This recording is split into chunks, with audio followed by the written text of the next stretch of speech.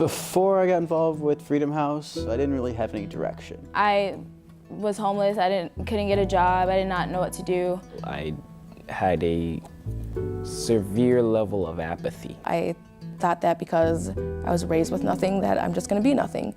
And for my whole life, that's how it was, until I realized I can do something. I hope you understand how much difficulty EMS educators will and do have in 2013 getting people of color to join our ranks.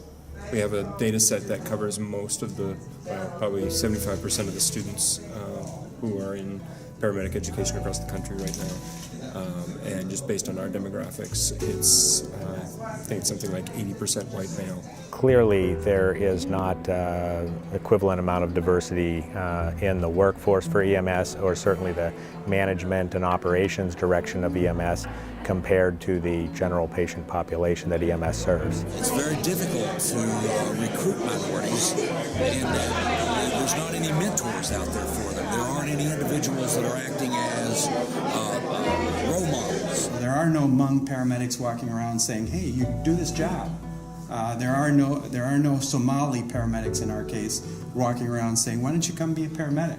That's why this documentary is so important. This particular film is a wonderful opportunity to help teach the diversity that is needed in our EMS community, and a wonderful representation of how some of our founding fathers appreciated that need from the very beginning. I think if we could show more students this, like our Hispanics population, our Somali population, that maybe they would realize that, yes, they can do it. We've showed this to some of our cadets and some of our students going through.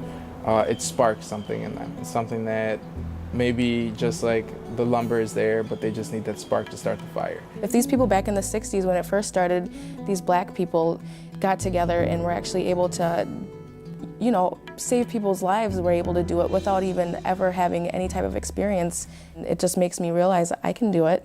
Anybody can do it. This is a really powerful story, and when I look in the textbooks, this story isn't there. And I think we need to start asking why. Did the folks at Freedom House get the credit we deserve? I would say not at all. It was a really significant piece of Pittsburgh's racial history, which has been lost.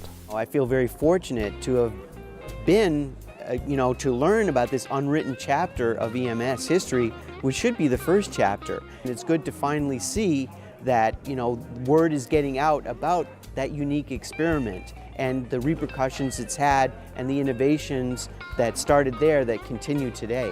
When I learned from David Page what he's doing up at Minneapolis and St. Paul, that he was concerned about the minority community and wanted to do something, and found Freedom House as a role model, an inspiration for that group, I was deeply affected. It's really humbling to be their namesake, to be sort of continuing on that tradition. I think our name really fits very well. And I like to think we wear it with pride. A lot of our members, they are bilingual. It's actually a benefit. In the back of the ambulance, speaking your own language to a patient and making stand out is very good. Yeah, I make a difference.